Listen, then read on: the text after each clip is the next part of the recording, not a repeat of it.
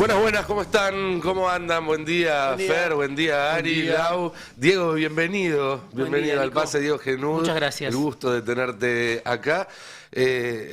No sé si te acordás, pero yo el primer día que pasé en una redacción, mi primer día prácticamente como periodista profesional, fue escritorio por medio con Diego. ¿En serio? Sí. Me acuerdo que trabajamos juntos. Sí, pero estábamos ahí muy cerquita.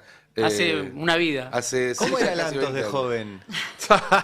Parecido, pero No distinto. quiero decir nada que lo incriminen y que me cueste caro a mí en este pase. No, para nada. Pero bueno, nada, un gusto. Para mí también, Nico, compartir la estés mesa aquí. con ustedes. Venimos viendo un gobierno que entró en una dinámica que no es que sea desconocida para los argentinos y menos bajo este tipo de signo económico, de plan económico, pero que se suele ver en etapas más tardías. Esta cuestión de los volantazos, de anunciar medidas día tras día, tratando de corregir una expectativa que empezó a abandonarlos y que en general reacciona haciendo exactamente lo contrario que lo que se espera. Es decir, ante cada volantazo, en vez de aumentar la confianza, disminuye un poco. Como se dice, algunos animales salvajes, o como sucede con las impresoras, huelen el miedo. Cuando estás con problemas, se empacan y cada movimiento que haces para tratar de resolver el problema parece que te hundiera un poco más. Y eso es lo que está pasando ahora con el gobierno. Hoy es el tema de los puts, hace 3 días era el tema del contado con liqui, hace 5 días, y así, en una dinámica que hasta ahora no parece encontrar una respuesta. Ayer el riesgo país superó los 1.600 puntos, de ahí partirá hoy y veremos en minutos cómo sigue evolucionando. Y esto empieza a tener un efecto, además, en el cual empiezan a descascararse no solamente los apoyos de aliados, que empiezan a subirle el precio a sus acciones, sino también el mismo núcleo duro o el propio espacio de poder que construyó Javier Milei a su alrededor. Ayer en La Nación Más, que es un canal que suele tener buena predisposición hacia el presidente, se vio una escena muy particular, donde uno de los miembros del equipo de asesores del presidente, un equipo además que si bien viene trabajando hace varios meses, se oficializó con un tuit de Adorni la semana pasada, salió a despegarse del gobierno al punto de que ya hoy a la mañana varios canales de noticias lo daban como ex asesor, aunque no sé si se confirmó el alejamiento. Hablamos de Teddy Caragosian, el empresario textil, que fue justamente a La Nación Más, y les sugiero, les invito a que compartamos partes de esa entrevista, porque la verdad es que es llamativo. Es llamativo en general, no recuerdo haber visto algo parecido en la televisión en otros gobiernos, y es más llamativo cuando uno piensa que es un gobierno que recién está pasando su primera etapa. Este gobierno no tiene 2, 3 años de desgaste, como le pudo haber pasado a Macri en su momento, o al propio Alberto Fernández. Arranquemos con el tape número 21, donde le muestran a Caragosian un tuit de uno de los voceros del gobierno de la Nari, a la sazón ex periodista de La Nación Más, hasta horas antes de asumir con su cargo, y la respuesta es por lo menos llamativa. Veámoslo. Que escribió: se acabó la joda de tener ropa de pésima calidad a precios de la alta y última moda europea, a competir libremente en beneficio de la gente. Bastante estúpido el comentario. Estúpido por varios motivos. Primero, porque la última moda europea se compra acá a precios de descuento. Es decir, que cuando Zara vende acá Zara vende lo que le sobró en Europa, o sea que ya no la paga casi nada. Los aranceles que pagan son casi nada y las etiquetas que pagan son las mismas que tiene, cuando vos vas a un local de Zara en Europa, tiene etiquetas, tiene si es largo, si es corto, de qué material está hecho. O sea, son las cosas que estas personas, digamos, como se le dije hace poco a un funcionario. Es funcionario de Javier Milei, ¿no? Sí, pero es autónomo. Es un gobierno donde cada persona parece que está diciendo lo que quiere. Okay. Digamos, porque esto no debiera ser dicho por un funcionario cuya obligación es ver cómo aumentar el empleo en la Argentina. No ver cómo aumenta... Bueno, ahí un primer intercambio a partir, obviamente, de un tuit que toca directamente los intereses de Garagossian, que es empresario textil, pero una caracterización muy fuerte, tanto del funcionario, que el que le dice estúpido, como del gobierno. Dice, es un gobierno donde cada uno dice lo que quiere. Sí, hay mucho ahí, me parece, para tratar de entender, ¿no? Primero es un empresario liberal. Alguien que conoce muy bien a todos los protagonistas. A Federico Sturzenegger, lo criticó muchísimo en su momento. Lo conoce a Javier Milei.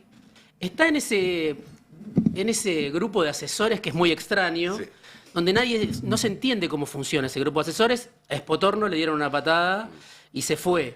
Ahora, Garagossian lo conoce directamente a Milei y tiene una visión hipercrítica del gobierno, porque es un empresario industrial y está viviendo la recesión en su sector. Es un liberal de esos que decía Macri de regular todo, pero la mía no la toques, ¿no? Es un liberal que estuvo cerca también de Alberto Fernández, sí, de todos los gobiernos, pero él es liberal en su manera de pensar. Salvo en el sector textil. Sí, bueno, ahí fue muy protegido. Claro, fue muy protegido. Sí, ahora está sufriendo su sector mucho.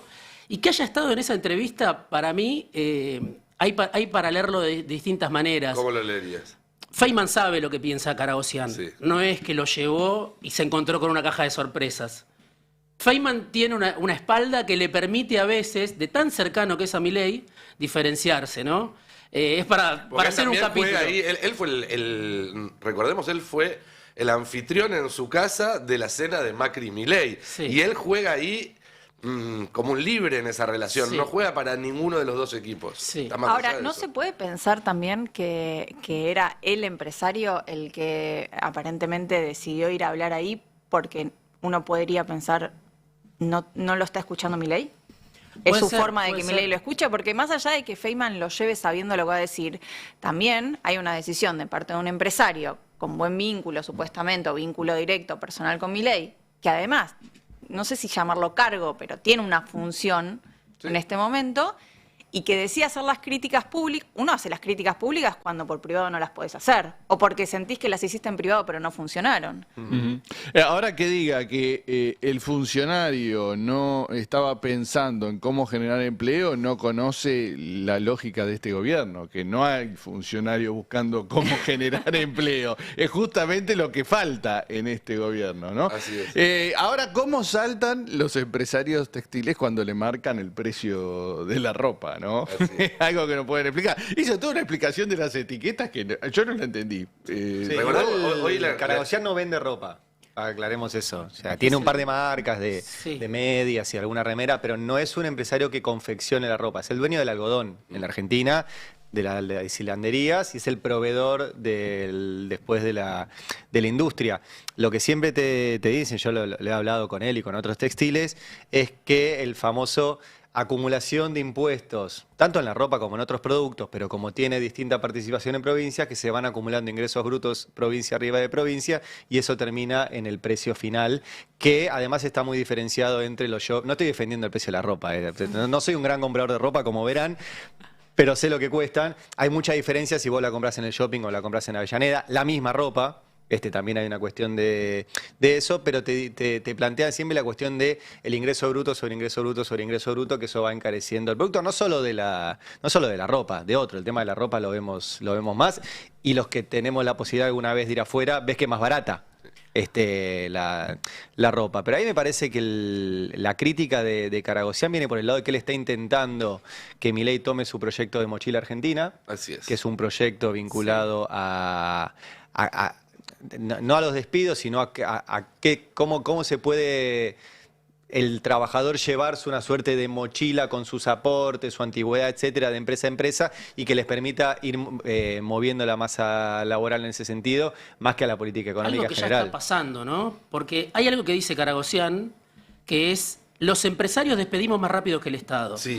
Cuando el Estado da la señal de despidos en cada una de las dependencias, los empresarios ya fuimos y vinimos con los despidos 10 veces. Escuchémoslo, tenemos el tape 30, donde justamente explica que justamente eso lo que produce es que no se achique la relación Estado-privados. Es decir, como se achican los privados más rápidos que el Estado, en proporción, hoy el Estado tiene un mayor peso en la economía argentina que antes de Milei. Paradójicamente, eso es lo que marcaba el empresario, veámoslo. Entonces, ante esa disyuntiva, si lo despedís antes, sobrevivís a una invernada larga y yo creo, no lo sé, porque no, digamos, los números los tiene el Estado, no los tengo yo, pero anecdóticamente yo te diría que estamos bajando el gasto privado más rápido que lo que está bajando el gasto público. ¿En serio? Y como el gasto público se mide en porcentaje de PBI,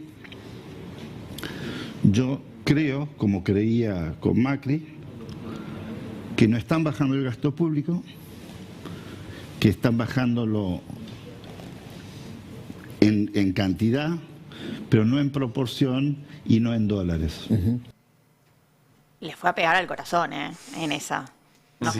no están bajando el gasto público, fue... Sí, y digamos, no fue el momento y uno no lo conoce más duro de la personalmente a entrevista. Milei. O sea, el que lo conoce fue directo. Sí, porque en un momento, vamos al 22 ahora, en esta danza, porque como vos bien lo describís, Diego, los dos saben muy bien qué están haciendo ahí, el entrevistador y el entrevistado. Feynman le pregunta si el país se va a estrellar.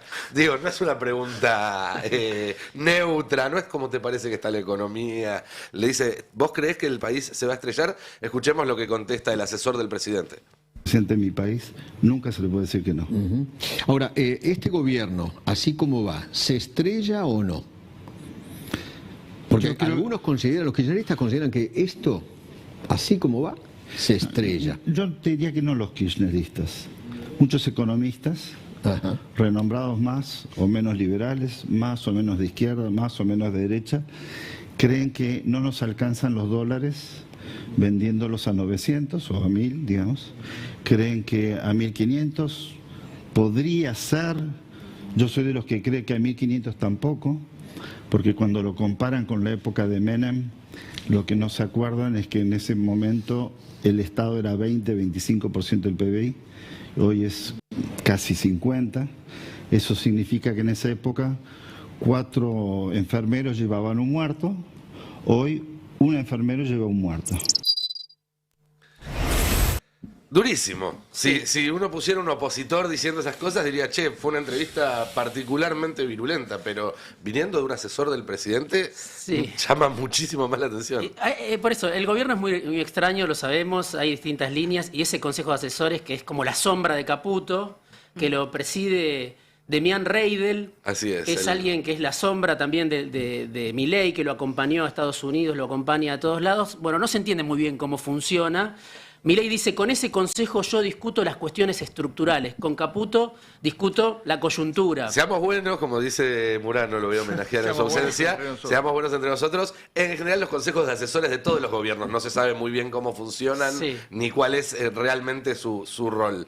Pero todos los gobiernos lo tienen, con lo cual, evidentemente, deben tener ahí algo, debe haber algo. Es como una reserva. Reidel, que es el presidente de ese consejo, es un tipo de Sturzenegger. Muchos dicen, bueno, cuando caiga Caputo, tenés a Sturzenegger como ministro y a Reidel en el Banco Central, que ya estuvo ahí con Sturzenegger en su momento. Pero me parece un dato último, digo, de Karagossian. Él es uno de los que piensa que los empresarios ya la vieron a esta con Macri y que todo va a ser mucho más rápido con este gobierno. Si la crisis con Macri tardó 2 años, ahora la crisis va a tardar mucho menos. Con Se va a oficialistas desencadenar. así, quien necesita oposición, ¿no? Es que son empresarios liberales, pero conocen también a esta misma gente. Karagossian es de los que piensa, Caputo nunca fue una fábrica, ¿no? O sea, puede haber una coincidencia ideológica, pero Caputo es un trader, este es un empresario textil, ¿no? Sturzenegger es un, no sé, un Industrial. académico, es un industrial, exactamente. Entonces digo, Milei obviamente está dejando un tendal de heridos, y entre los desilusionados hay parte del establishment, eso sin duda. Para cerrar con la entrevista, veamos el 26, donde finalmente nos enteramos ese es si mi de preferido. todo este quilombo Karagossian ve o no ve la salida económica. Karagossian, ¿cómo está viendo la recuperación de la economía? El gobierno está sosteniendo que está saliendo rápida la recesión. ¿Cómo la está viendo usted? No me hagas entrar en una trampa. El gobierno no está diciendo que ¿Cómo está que no? resolviendo rápido. ¿Cómo que no? ¿Y la metáfora del presidente Milei del buzo?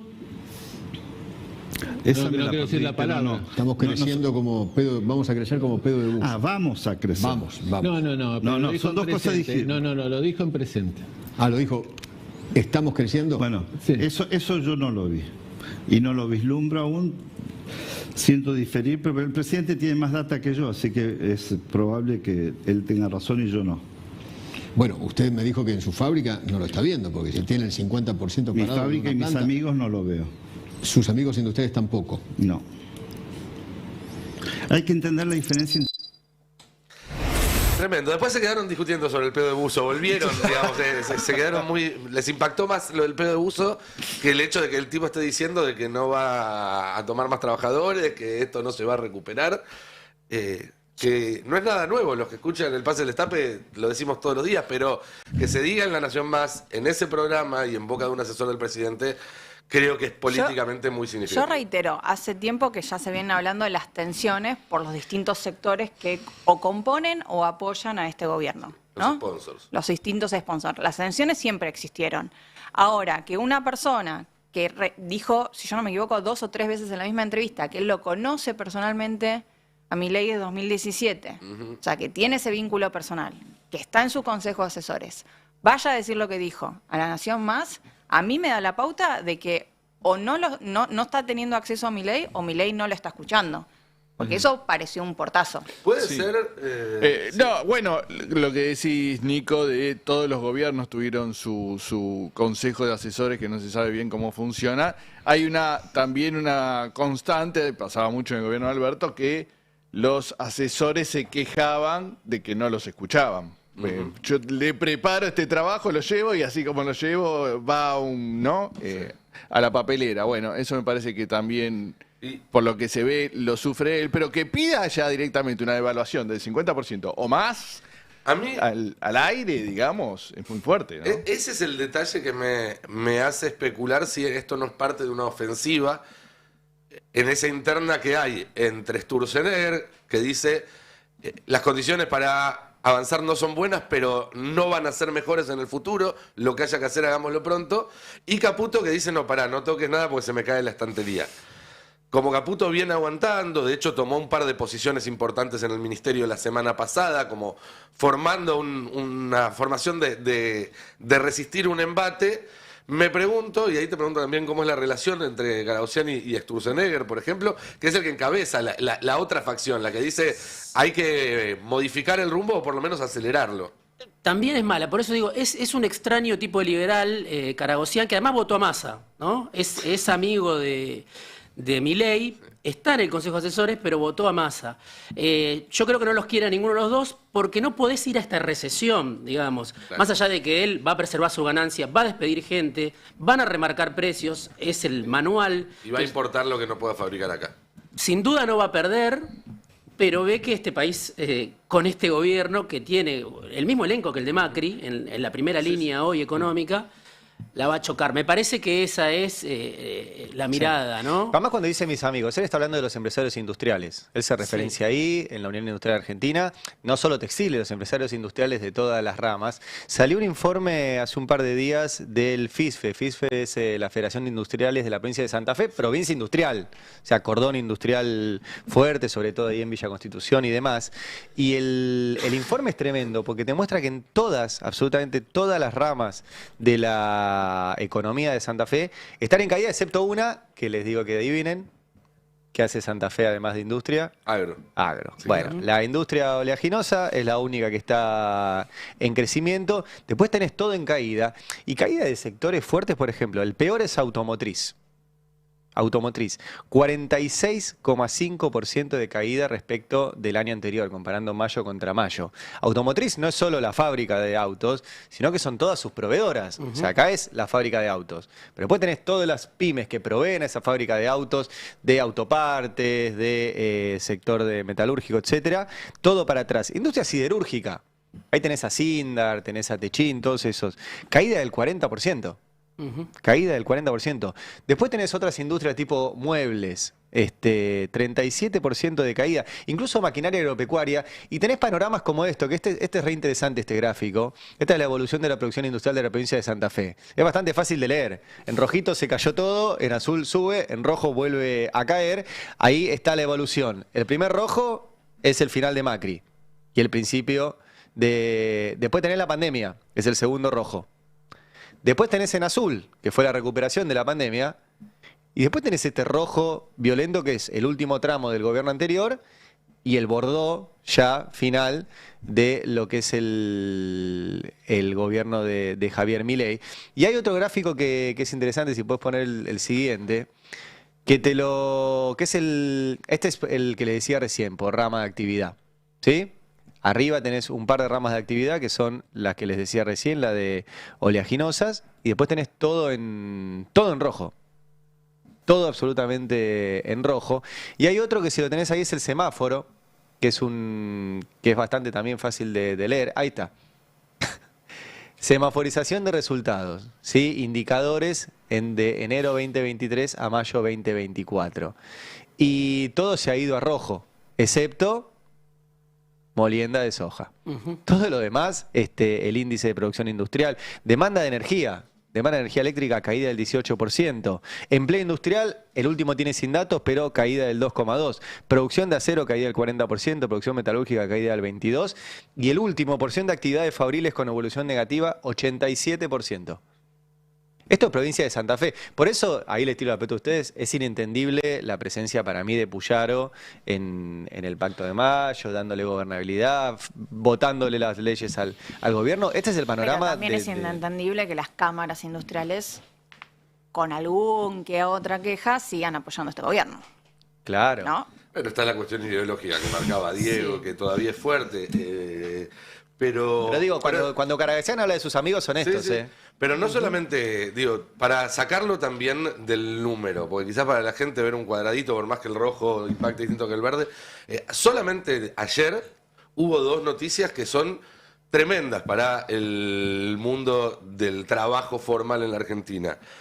Una tiene que ver con Loma Negra, la principal cementera, que obviamente es la placa 6, que obviamente con el recorte de la obra pública, sumado a que la recesión y el aumento de los precios en dólares también hicieron que la obra privada, la construcción privada, el que reforma una casa, el que hace un edificio, lo haya frenado, que pasa muchísimo en la ciudad de Buenos Aires, que vos hace unos meses paseabas por casi todos los barrios de la ciudad y se veían en todas las cuadras una obra de un edificio, y ahora esa misma obra está, pero pasás y no hay actividad, está frenada, quedó como estaba en diciembre. Bueno, Loma Negra complicada, cae la venta a un grupo brasileño y la casa matriz va a concurso de acreedores. Y la otra noticia tiene que ver con Bridgestone, que es una de las principales fábricas de neumáticos, que suspendió la producción y pidió el comienzo del concurso preventivo de crisis. Como FATE, ¿no? Exactamente, FATE es Así lo mismo. es. De Madanes, Quintanilla, sí. Con lo cual estamos viendo cómo esos números que vos marcabas recién, o los que vemos todos los días acá, cuando decimos, bueno, apareció el número de junio de construcción, o de industria, o de consumo, se traduce en esto, que es cierres de empresas. Estas son grandes, pero pymes cierran todos los días, ya van más de 10.000 en lo que va de este gobierno. Macri tuvo 25.000 en 4 años. Que es pérdida de empleo. Pérdida de empleo implica menos consumo indica menos producción, implica pymes y empresas que cierran, y es una espiral que va descendiendo y que no se interrumpe si no hay una decisión política de poner recursos para que se corte. Que eso es lo que este gobierno todos los días, cuando se despierta, dice: no lo voy a hacer, no lo pienso hacer, no está en mi manual. Entonces vamos a seguir viendo estas noticias por mucho tiempo más. No hay un piso natural de esta caída, de esta destrucción. A mí me llamó la atención Caputo. ¿A quién fue que con Majul, ¿no? Que dio la entrevista la semana pasada? Era Majul o Trebuch. Y que puso uno de los sectores recuperándose. Automóvil. El automóvil. Sí. Es una cosa que cayó 40% interanual la producción. Él dice que como hubo 2 días hábiles menos en un mes que el otro, entonces no fue tan baja la caída. Ese es el... ¿En serio? Sí, esa es la alquimia que hace. Dice que hubo 2 días hábiles menos. El tema es que las fábricas decidieron no abrir esos días, en esas semanas puente que hubo con solamente... Porque no tiene sentido abrir cuando no estás vendiendo lo que producís.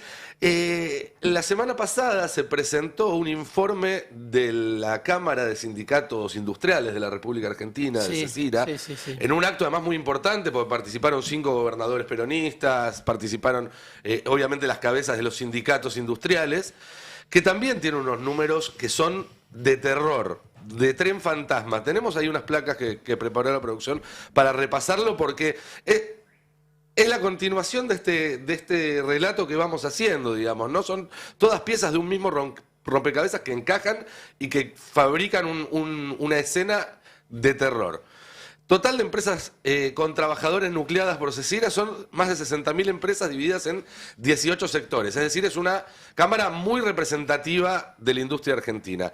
9 de cada 10 de estas empresas indicaron que la situación económica empeoró. 9 de cada 10 de las organizaciones sindicales, quiero ser preciso, indicaron que la situación de las empresas en las cuales trabajan sus afiliados ha empeorado. El 65% declararon que la caída de las ventas supera el 15%, que es un montonazo. Imagínate vos, tenías una empresa que más o menos zafaba vendiendo 100 y de repente vendés 85. No cierra por ningún lado. 4 de cada 10 de las empresas señala que utilizan menos del 60% de su capacidad instalada. Y la mitad manifiesta un incremento de más del 30% de sus costos fijos, que tiene que ver sobre todo con el aumento de tarifas. Es realmente un panorama desolador. Ahora lo seguimos repasando, pero comentemos si querías. Sí, no, me parece súper interesante porque es un trabajo que hicieron delegados de base de 36 sindicatos, ¿no? Así es. Y lo presentan en el ESMATA, con los gobernadores, como dicen ustedes. Ahí lo que se muestra, además de que hay ya empresas que no pagan los sueldos, que tienen problemas para pagar los sueldos en término, es la cuestión de las expectativas. O sea, la realidad es gravísima, pero el 95% de los consultados dice los 6 meses que vienen van a ser peor. Así ¿no? es. Y además tiene que ver con el plan del gobierno, porque esto después, si quieren, lo charlamos más. Pero ¿cuál es el plan de gobierno para bajar la inflación? Son estos números, es la recesión, es motivar la recesión. Por inanición. Así es. Paz de los cementerios. Es el método principal que elige el gobierno para bajar la inflación. Entonces, cuando hay ajuste, cuando hay recesión, Caputo dice, vamos ganando, ¿no? O sea, obviamente esto lo sufre el que se queda sin laburo, el que no cobra el sueldo, el que no vende. Bueno, es un panorama realmente dramático en la industria. Pero es parte del plan, te podría decir, claramente. si estuviera acá Caputo, Milei o alguien. De hecho, esta última decisión que tiene que ver con garantizar con el superávit el pago no solamente de las letras de los bancos, como se había dicho hace 2 semanas, sino también de la compra de dólares para hacer frente a la deuda. Básicamente, lo que dice es vamos a seguir ajustando por encima de este ajuste que ya hicimos. Repasemos el resto de los datos de la encuesta de Cesira, porque siguen siendo muy contundentes.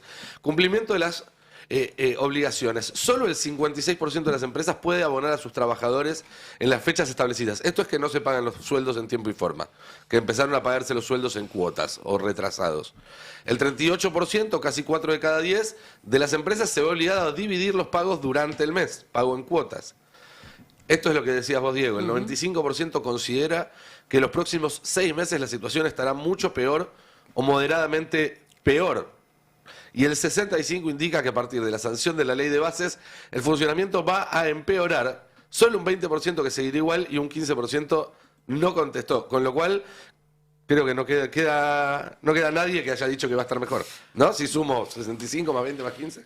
Me parece que lo de las expectativas es central porque cuando uno le pregunta, incluso a los votantes de Milei, por qué lo sigue apoyando, más allá de que hoy los votantes de Milei tienen también muchas críticas, una parte por lo menos, es por las expectativas.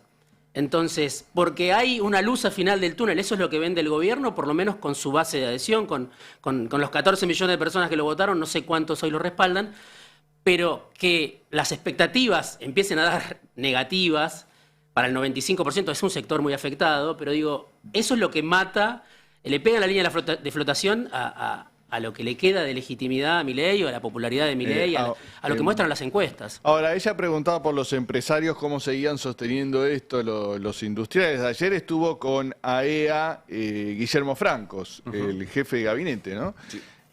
Y volvieron, más allá de que ahí hay de todo, ¿no? Está Clarín.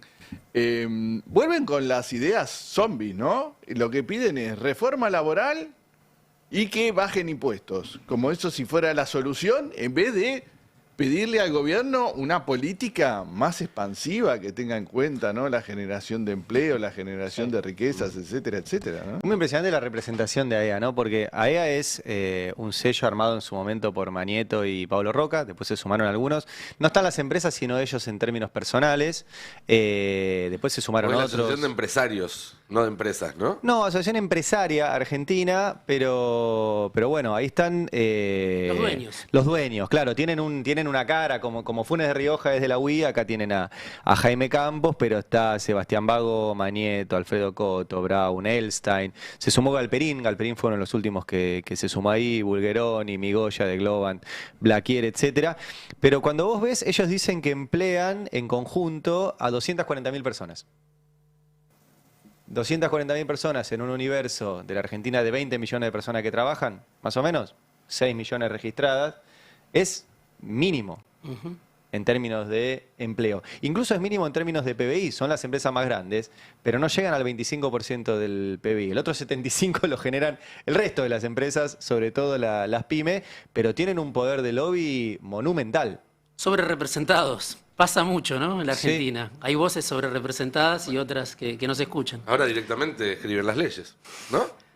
Bueno, pero mucho, sí. Este problema de expectativas no solamente se ve en el sector industrial, que es uno de los más afectados, sino a ver si tenemos un gráfico de una encuesta de Isasi Burman que salió hace unos días, que es interesante porque se confirma lo que veníamos viendo, que la inflación deja de ser la principal preocupación. Y si se fijan cuáles son las principales preocupaciones, son bajos salarios, desempleo y pobreza.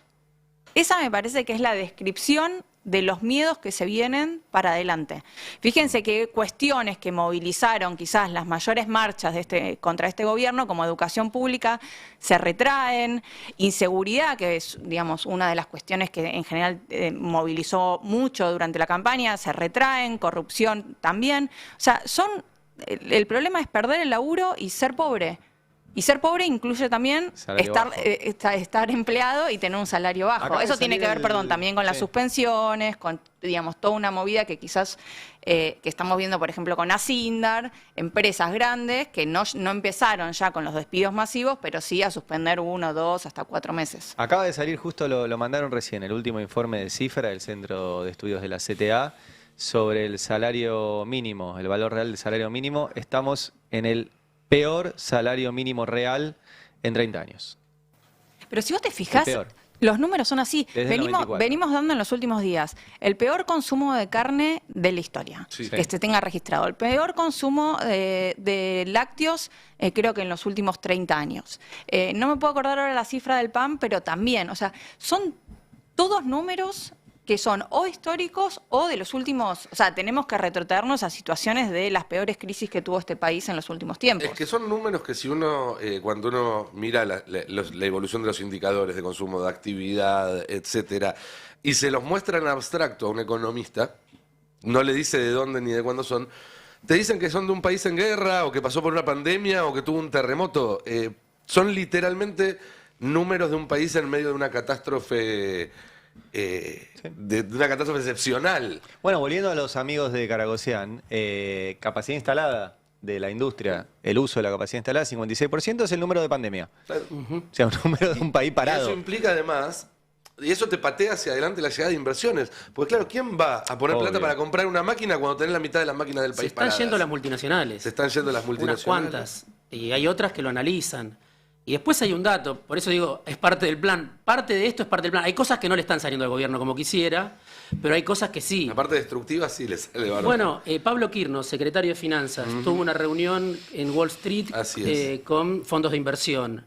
Ahí les dijo, la inflación de julio va a ser más baja, pero también le dijo, Argentina tiene muchas ventajas. Una son los salarios bajos en dólares, ¿no? Un modelo de salario bajo. Vengan que está regalada la mano de obra, y yo creo que si los despidos no son más en la Argentina de hoy, es porque hay mucha mano de obra capacitada que está regalada, que está cobrando el salario que mencionaba Ari. Digo, son salarios que están muy, muy deprimidos Y hoy resulta hasta costoso a veces para un empresario desprenderse de esa mano de obra que está cobrando. Bueno, hay trabajadores pobres, calificados incluso. Ahora, ¿qué transnacional puede estar interesada en venir? Las transnacionales que no dependan del consumo interno.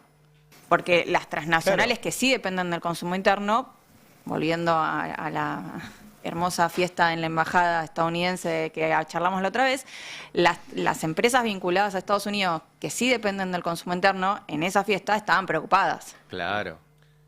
Las que no dependen del consumo interno y producen para afuera, felices con esa aritmética de salarios bajos, pero si no... Bueno, también pueden producir acá y exportar. Yo por lo que veo, lo único que va a haber en la Argentina si esto sigue así es extractivismo, alguna producción, y como no tenemos volumen para el consumo interno, todo y servicios para afuera. Servicios para afuera, pero ni siquiera servicios para adentro, o sea, no les es rentable vender servicios acá. Ayer se viralizó, fue curioso, una búsqueda laboral del Observatorio de la Pobreza de la UCA, que son los que estudian cuánta pobreza hay, y que por un puesto altamente calificado ofrecían un sueldo de 350.000 pesos, que es un sueldo de pobreza. Hubo un tuit muy divertido que decía, lo bueno de agarrar ese laburo que tenés que buscar pobres es que puedes empezar por vos mismo. Empezar en el escritorio al lado. Sí, pero si uno veía las respuestas también era muy preocupante porque veías gente que posteaba búsquedas, inclusive de cargos que requieren mucho más especialización en la UBA, y con sueldos más bajos. Entonces ahí lo que se veía era la precarización de la educación superior. Y gente que opinaba diciendo que 350.000 era un sueldo que le parecía bueno, porque cobran mucho menos que eso también. Bueno, datos también de la semana pasada, lo publicó Bloomberg, de una agencia de empleo, que creo que se llama Boomerang, dice, Argentina tiene el salario pretendido más bajo de la región. Así es. Está en $700 aproximadamente. O sea, eso es el aspiracional, ¿no? Y estamos por debajo de todos los países de Latinoamérica. Contracagados a palos. Y en este contexto la CGT... Para arriba. En este contexto la CGT se reunió con el secretario de Empleo, ¿no? Cordero, hombre de Techín. Para salvarnos. El que decía que no sabía por qué la gente quería trabajar menos horas, que qué tenía que hacer fuera del trabajo. Absolutamente. Bueno, y ahí le pidieron que quedara sin efecto la reforma laboral, que en realidad ya la paró la justicia, ¿no? Que no apelaran a la Corte con eso y que, bueno, actualizaran el piso de ganancias como condición para sentarse en el Consejo de Mayo, que ahí el gobierno está pidiendo a los gritos que vaya Gerardo Martínez, ¿no? ¿Qué épocas cuando había paro por el impuesto a las ganancias? Pero digo, ¿no? En este contexto es como que el piso de reclamos es un poco bajo, pero ¿no? Fíjate que pero dentro de todo es la misma lógica. O sea, obviamente una cosa es ser paro, pero te sentás y decís que tu reclamo para sentarte en el Consejo de Mayo, teniendo en cuenta lo que son los principios del Pacto de Mayo que planteó el gobierno, es que suban el piso de ganancias cuando estamos viendo esta situación, que los principales temores son el desempleo, los sueldos bajos y la pobreza. Y tu condición para sentarte a la mesa a discutir un decálogo de más ajuste es que suban... O sea, las prioridades, al contrario, me parece un nivel de coherencia. Sí, no, es que cada vez es menos representativa la CGT, ¿no? Claro. Porque está hablando de un nivel de empleados y de trabajadores que es cada vez menos representativo de la sociedad. Que no le niego la legitimidad al reclamo, lo que digo es ¿dónde está la urgencia hoy? Total. Bueno, de hecho, los que fueron ayer a la reunión, vos tenés Gerardo Martínez, construcción, es el gremio más golpeado. Sí. ¿Sí? Destrozado por obra pública, se habla de 150.000 trabajadores directos, lo mismo indirectos. Andrés Rodríguez, representante de una parte de los trabajadores estatales, el segundo sector más golpeado por la ola de despidos. Y no ejercen una representación de eso. Y estaban sentados ayer en esa mesa. Y no van con los reclamos. Al contrario, son los dos dirigentes más dialoguistas o amigables que tiene la CGT. Siempre, sin importar con quién. Y todo lo que estamos describiendo para mí es evidencia o es prueba de la crisis de representatividad. Yo me acuerdo que cuando perdió... Perdón, y una cosa, y Cavalieri también estaba sentado, que es el tercer lugar, porque comercio está cayéndose a pedazos, las pymes que cierran, muchas son comercios, cayéndose a pedazos porque no venden nada, y no venden... Entonces las industrias no producen, digo, está todo vinculado. Esa caída de producción industrial es porque no se vende. ¿Quién no vende? Los comercios. No venden los comercios, despiden. Y Cavalieri va y se sienta ahí y dice, bueno, está todo bien. Bueno, Cavalieri había sido el primero en firmar, ¿no? Este gobierno en los primeros días. El gremio más grande del país, ¿eh? Sí. Cuando perdió Massa, yo me acuerdo que unos análisis que se hacían es cómo puede ser que pocas veces se había visto un nivel de apoyo explícito tan amplio de parte de asociaciones civiles, sindicatos, todas las representaciones, ¿no? No solamente la representación política, sino la representación adentro de la sociedad, en el mundo del laburo, digamos, empresarial. Y lo que vimos, lo que me parece que demostró la derrota de Massa y el triunfo de Milei es la crisis de representatividad de todos estos sectores. Bueno, ¿por qué la crisis de representatividad? Por esto. Porque la CGT está yendo con un reclamo que ocupa a un sector ínfimo y no el que está sufriendo la mayor urgencia socioeconómica. Los empresarios no están representando los problemas urgentes de sus sectores, digamos. El quilombo de representatividad que vimos plasmado en las elecciones es por esto. O sea, nadie está registrando una enseñanza a 6, 7 meses de las elecciones. O sea, ¿qué nos queda para las próximas elecciones? Claro.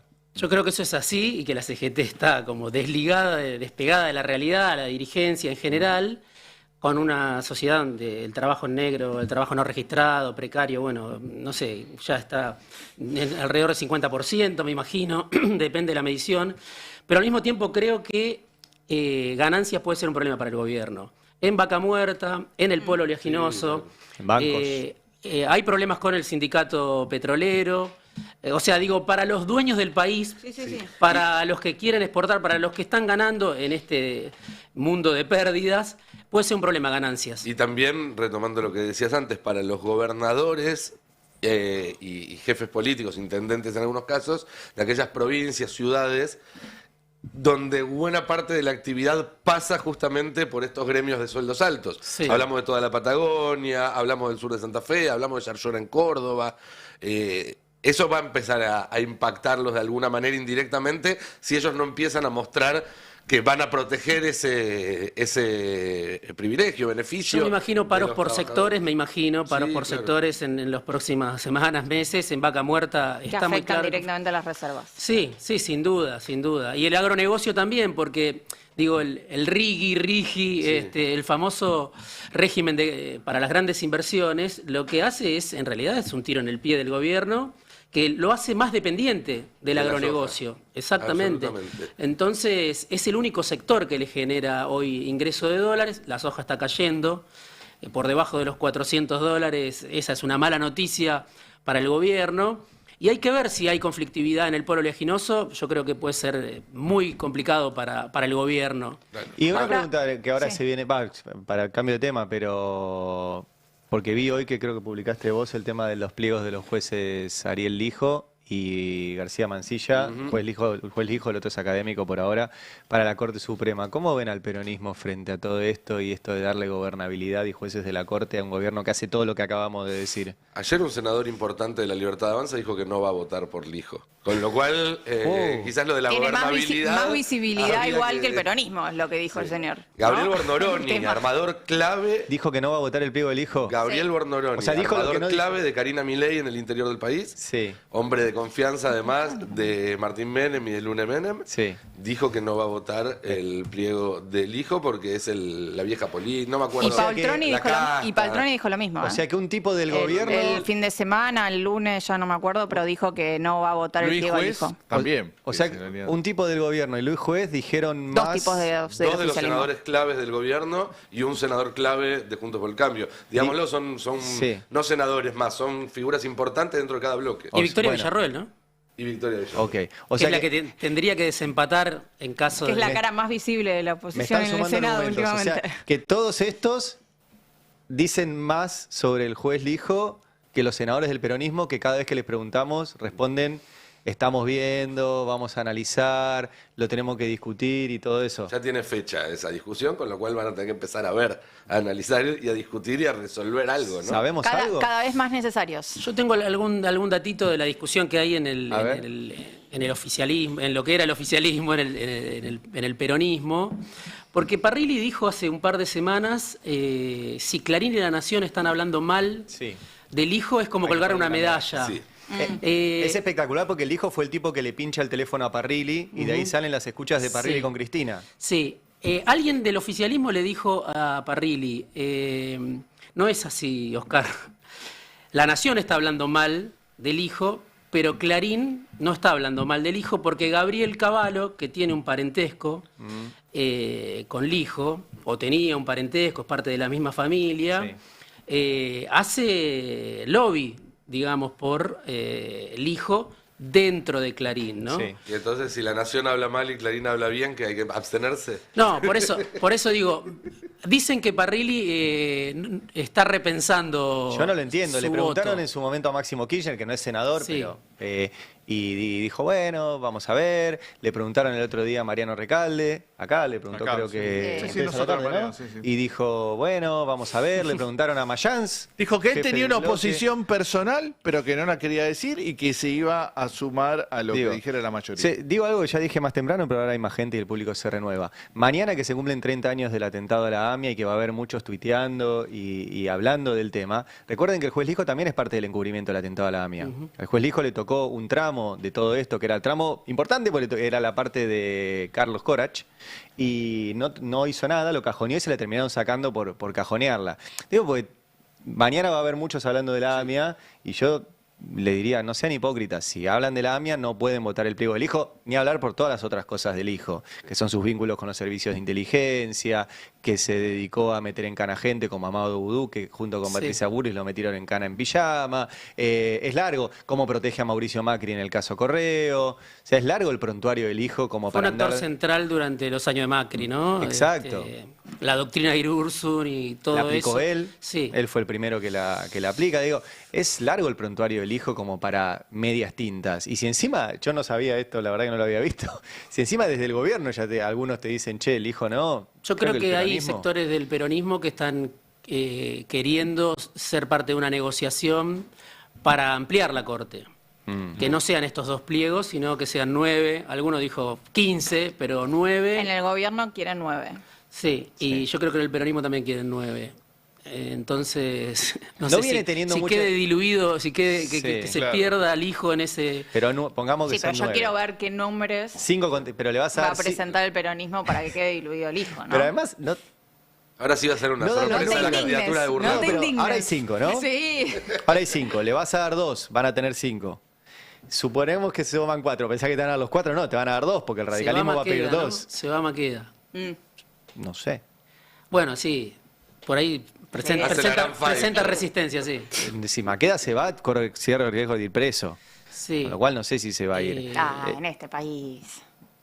Rosati y Maqueda, yo creo que le van a complicar los planes al gobierno, Sí. todo lo que puedan. Van a hacer lo posible. No sé si van a tener éxito o no, pero van a hacer lo Tienen posible. todos los resortes para hacerle daño Yo lo al que no- gobierno. lo Sí, que me incluso ca- hablan de un gran paquete, ¿no? Porque hay como no sé cuántos Siempre cargos se habla en de la lo justicia mismo. federal que sí. quedan Siempre por se habla designar. de ampliar la corte y a cargo el procurador penitenciario, el procurador general, defensor del pueblo. del pueblo que está hace como 15 años o más vacante. En general no funciona. Yo esta discusión, no, porque es una cuestión de fe. Yo ya estoy muy bilardista y no le viene funcionando al peronismo estas negociaciones hace 20 años. La última vez que logró una negociación, nombró al hijo, de hecho, hace 20 años, al hijo, a Ercolini, a Rafecas y a el que fue intendente de Mar del Plata. Guillermo Y a Montenegro. Montenegro decidió dedicarse a otra cosa, el hijo de Ercolini se dieron vuelta, Rafecas fue el único juez más o menos que después ni siquiera lo quisieron poner como procurador. Nunca más le funcionó una negociación de este tipo. Puso a Nisman también, de paso, ya que estamos. Entonces no le vienen funcionando bien las negociaciones y siempre es lo mismo. No, vamos a negociar un paquete amplio donde nos vamos a quedar con una parte. Y no solo no te lo negocian del otro lado, sino que cuando te quedas con una parte nombrás tipos que se te dan vuelta a los 5 segundos. Te digo, claro, esto pues no funciona. No, yo sé que a mí me dicen lo mismo, o sea, todos tenemos más o menos la misma fuente. Sí. No dicen lo mismo, no va por ahí. Ya Pero que bueno, estamos hablando de internas, ayer hubo un intercambio muy curioso, porque primero habló Patricia Bullrich que después del quiebre con Mauricio Macri, de que básicamente la echaran del PRO, había decidido mantener un perfil bajo. Eso sorprendió, porque parecía que iba a salir a aprender todo. Evidentemente hubo ahí algún canal subterráneo por el cual se negoció cierta paz. Se cruzaron en el frío del pacto de mayo en julio esa noche, se dieron hasta un saludo y demás. Pero ayer salió Bullrich a empezar a marcar diferencias en esta puja por ver quién se queda con el electorado de derecha en la Argentina, porque básicamente es eso lo que se está discutiendo. Y después el que salió a contestarle es la persona a la que Macri le dio el sombrerito de contestarle a Bullrich, que es Martín Yesa, el que la reemplazó en el cargo que Macri le había prometido y después le quitó, la presidencia de la Asamblea del PLO. Escuchemos primero a Bullrich, que tenemos el tape 32 y el 33, hablando justamente de esta interna entre Macri y Milei. La diferencia es que Javier Milei, sin, por supuesto, entrar en una disputa con Mauricio Macri, que le agradezco haberme elegido ministra de Seguridad, Milei va a fondo, no tiene marcha atrás, va a fondo. Ese famoso día de la ley previsional, a mí me sacaron y fue la ciudad de Buenos Aires la que hizo el operativo. ¿Por qué? Porque decían que yo iba a estar, digamos, como demasiado estricta y me sacaron del operativo. Y yo eso no me lo olvido. Al final yo vengo de fuera, no tengo las claves, pero cualquiera diría que está más cerca de Javier Milei que de Mauricio Macri. No sé si es así. Es que nosotros tomamos una decisión. Y yo como perteneciente al PRO tomé una decisión y como candidata a presidente del PRO tomé una decisión que fue apoyar a Javier Milei y comprometernos con un gobierno de cambio en contra de lo que podía ser la continuidad del populismo, peronismo de masa. Yo soy parte del gobierno y voy a trabajar para que el gobierno tenga más diputados, más senadores, para que tenga más poder político y para que le vaya bien en la gestión. Después el camino que elija Mauricio Macri depende de él. ¿Hay peligro de que la Libertad Avanza absorba al PRO, a todos sus votantes? Ya están, porque yo soy parte del PRO y estoy en el gobierno y los votantes nos están acompañando. Bueno, primero le dijo cagón, ¿no? Dijo, Milei va a fondo, Macri me corrió cuando tenía que hacer la sesión en el Congreso por la reforma previsional. Le está diciendo que le faltaron huevos. Epa. Y después le dijo que tiene unos se llevó todos los votos. personales, Nico. Bueno, hago la traducción del francés al español. Y después le dijo que los votos ya son de Milei, que es una de las hipótesis. Yo creo que ahí tiene un punto. Tiene un punto cierto Bullrich, sentido. de que los votantes ya migraron. ¿Sí? Sí. Para Ayer mí sí. Lo dejaron a Macri y al PRO. Sí. Ayer el bloque del PRO en la Cámara de Diputados mandó una carta con copias tanto a Martín Menem, presidente de la Cámara, como creo que a Guillermo Franco, jefe de gabinete, con una lista de su agenda legislativa, de 15 proyectos, de los cuales muchos son los que están en la agenda también del gobierno. Quisieron primerear para que cuando avancen esos proyectos digan que el gobierno los hizo no por iniciativa del gobierno, sino por iniciativa del PRO. Es parte del mismo escarceo para ver quién se muestra como más duro. Se están corriendo por derecha. Igual, para la mayoría de la gente, o empezás a diferenciarte, o si tenés las mismas ideas y los mismos proyectos, se les va a complicar. Porque ese es el problema. Estas cosas que vos decís, de adelantarse, las ves vos y 5 personas más. Sí, sí. Si el proyecto es el mismo, el proyecto es el mismo. Es la famosa frase que se le atribuye a Larreta, ¿no? De si a Milei le va bien, va a ser, el PRO va a ser la UCD y si le va mal va a ser el Frepaso, en el sentido de que está atado de cualquier manera. Pero para Macri no es un tema menor. Diría más, para Macri es casi la pelea más importante, porque Macri cree que el PRO es su legado. Macri cree que con el PRO construyó un partido conservador, por decirlo de alguna manera, que iba a perdurar en la política argentina. Y la amenaza de Milei es poner al PRO en la misma bolsa donde cayeron justamente la UCD, el Frepaso, el Partido Intransigente, otros partidos que por momentos parecía que iban a crecer, ninguno tanto como el PRO, hay que decirlo, pero que luego fueron pasando a la historia. Macri se imaginaba el PRO como la nueva UCR, en todo caso, como una estructura que lo iba a sobrevivir. Y Milei es una amenaza para eso, que es su legado. Es para volver un poco a interpretaciones que se hacían durante su gobierno. Es la carta que él tiene para decirle a su padre, mirá, viejo, estabas equivocado, no soy ningún inútil, mirá todo lo que hice. Sí, además está el gobierno de la ciudad de Buenos Aires, ¿no? También en riesgo en eso, que es su bastión, ¿no?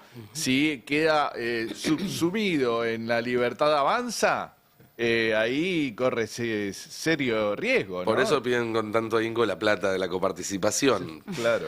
Escuchemos a Martín Yesa, que es hoy una de las manos derechas de Macri, y la persona designada con el rol de discutir con Bullrich, también en un intento de bajarle el precio a Bullrich, ¿no? Bullrich quiere discutir con Macri y Macri manda a Yesa a contestarle. Es una ingrata. Sí, con mucha gente, con las personas que creímos en ella, sí. Sí, y creo que eso no se hace. Entra por ahí caminando. ¿Qué le decís? Pato, dejate de joder. ¿Por qué no hacemos las cosas normales? Hagamos las cosas normales. No hace falta hacer eso. No hace falta hacer eso. Sos una buena ministra de Seguridad. No hace falta tratar de romper un lugar que te dio tanto y que además es necesario para que al gobierno le vaya bien. ¿Bullrich quiere romper el PRO? Sí, creo que sí. Sí, creo que sí. Hoy creo que sí, es más, dio una nota justo hoy, Luis, en donde dice que el PRO ya está absorbido por la Libertad Avanza. Vos sabés, estás hace mucho tiempo en medios. Eso no lo dice alguien que quiere lo mejor para ese partido. Bueno, se han declarado ya el duelo, ¿no? Es un dato importante, ¿no? Porque tiene que ver con un malentendido de origen, si querés, del gobierno. Cuando Alberto y Cristina armaron el Frente de Todos, hubo un malentendido de origen que después les costó carísimo al Frente de Todos. Y acá pasa lo mismo. Macri hizo un pacto, un acuerdo, le dio el apoyo.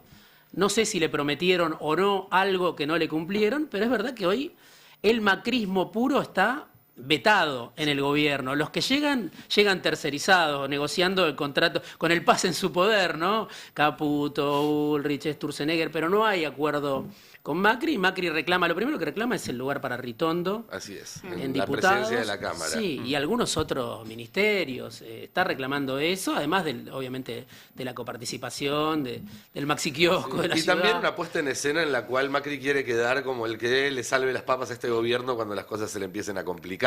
Y por eso también elige permanecer un poco en un segundo plano, pensando que en algún momento Milei va a ir a tocarle el timbre y darle la llave. Cosa que no sé si va a pasar. Está difícil. Es riesgoso lo que está haciendo Milei. Y están en juego, me parece, las ideas, obviamente, de la derecha. O sea, Milei se lleva puesto a todo el liberalismo si le va mal. Como Macri arruinó una oportunidad histórica. Así es. Bueno, Macri hoy sabe que es Milei el que puede arruinar la oportunidad que él veía en Milei. Y eso lo van a pagar todos, ¿no? No es que lo va a pagar solamente Milei, lo van a pagar los actores de poder que lo apoyaron, que lo sponsorearon, que lo están avalando, y lo va a pagar un arco político que es un socio menor hoy de Milei. Sí. Ahora, perdón, sí. Lo comenté el otro día, pues habían puesto, no sé si era mismo Yesa que lo decía, pero pedirle lealtad a Patricia Bullrich a esta altura del partido ya está, ¿no? Ya sabés que viene así, es como el que sabés que viene así quilombo y bueno. Lo invitás igual a jugar al fútbol, pero sabés que la va a pudrir. Ayer en Rosada le decían a nuestro compañero Jonathan Eyer que de qué dependía o por qué estaban optimistas de que le iba a ir bien. Digo esto de que Macri está apostando a que viene y le dan la llave. Dependía de que ellos ven que tras el atentado fallido contra Trump lo va a beneficiar. O sea que ya lo primero que ¿A Trump o a Milei? A Trump. Ah, bueno. Y que eso eventualmente los va a beneficiar a ellos cuando asuma Trump. Lo cual ya me preocupa porque si la solución que están encontrando recién va a materializarse en enero del año próximo, no sé cómo llegamos a enero, pero bueno. Un aroma a brotes verdes, ¿no? Porque era cuando esté la ley de bases. No, bueno, ahora es cuando gane Trump. Ahora bueno, pero estamos hablando de que asume recién en enero del año próximo, ¿no? Pero bueno, pensando en eso y pensando que tienen la ilusión puesta en el norte, en todo sentido, me pareció interesante que ayer, no sé si lo llevan a comentar, pero ya tiene su compañero de fórmula Trump, y está preparando un poco, en general los vicepresidentes en Estados Unidos tienden al principio a que les den tareas en términos de materia exterior, de política exterior. Los mandan a viajar un rato en el mundo hasta que se acomoda la cosa. A solucionar problemas. La de Biden no le funcionó mucho para eso. Biden sí. En algún momento le funcionó a Obama, después le dejó de funcionar. Y entonces me puse a buscar a ver qué piensa J.D. Vance, que es el senador por Ohio, que eligió como su compañero de fórmula, y encontré una declaración que le hizo una entrevista de NBC, muy linda, que él hablaba, le preguntan, porque él tiene una política muy dura con el tema de inmigración. Pero ojo, porque tiene una mujer de ascendencia hindú. Mexicanos, el problema son los mexicanos y los... No, para un montón de republicanos se enteraron ayer que la mujer del vice es de ascendencia hindú y les agarró la chiripiorca. No quiero hacer análisis psicológico, pero viste que uno compartimentaliza. Sí. Entonces, el problema son los latinoamericanos, principalmente los mexicanos. Esa es su preocupación en términos de migración. Y en un momento estaba muy preocupado por la crisis de drogas, de fentanilo en Estados Unidos, y él dice, los presidentes de Estados Unidos, no importa si son demócratas o republicanos, esto lo dijo antes de que lo designaran como compañero de fórmula, tienen que tener el poder de desplegar a las fuerzas militares estadounidenses para perseguir a los carteles de drogas en los propios países latinoamericanos. Es verdad que él estaba pensando principalmente en México, pero ¿por qué limitarnos cuando se pueda ampliar? E inclusive el periodista le pregunta, ¿cómo hicimos en Colombia? Como diciendo, no funcionó del todo bien en Colombia. Por supuesto, si es necesario, hagámoslo. Y yo me acordaba de esto porque vos decías que estábamos, como dijiste, recontra cagados a palos en el eufemismo.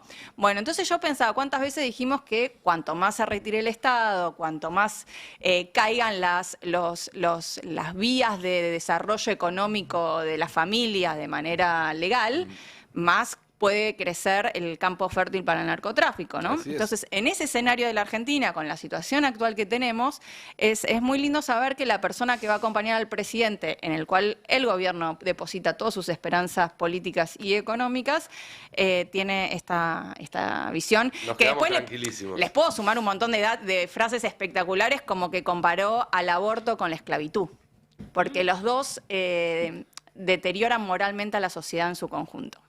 Les dejo esto hagamos una cosa. Para que te termines de illuminar. ¿Te quedás ahora 10 minutos del primer bloque del programa y hablamos un poco más de la Convención Republicana? Vos le marcás el horario y a mí... ¿Viste? Yo los voy a llamar para pedirle una nota a las 8 de la noche a ustedes. Yo ayer mandé la mía como a las 10:30. Una cortita más antes de irnos, que es de ahora, de hace un ratito. ¿Te muranizaste? No, que es muy cortita. Murano no. Murano siempre es largo. Hoy a la mañana dio su discurso anual, el más importante que da cada año, el rey de Inglaterra, el rey Carlos. En general son discursos que son más protocolares que otra cosa, no suelen tener noticias políticas de fondo. Bueno, pues hoy sí, el rey Carlos, nada más y nada menos, acaba de anunciar que Inglaterra va a reestatizar su sistema ferroviario. O sea, este gobierno está quedando a la derecha de la familia real inglesa, para que se hagan una idea. Una Inglaterra que ya se había puesto en crisis la gran empresa de agua privatizada en Londres, que había demostrado que la privatización no funcionó. Te doy otro datito. El compañero de Trump, cuando se enteró que habían ganado los laboristas en Reino Unido, dijo, bueno, pues tendremos el primer país islamista con armas nucleares.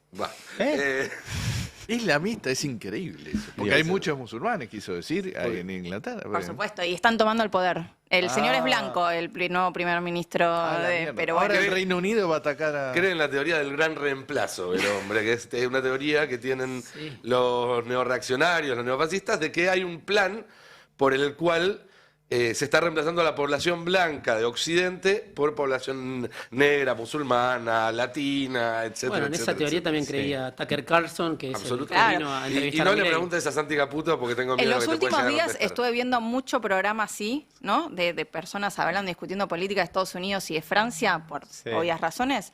Y nada que envidiarle, ¿eh? ¿Qué, nosotros? Argentina, digo, al nivel de discusión política, nada que envidiarle. Y el doble discurso, porque decíamos recién, ¿no? Este hombre anti-inmigrantes, casado con una hija de inmigrantes.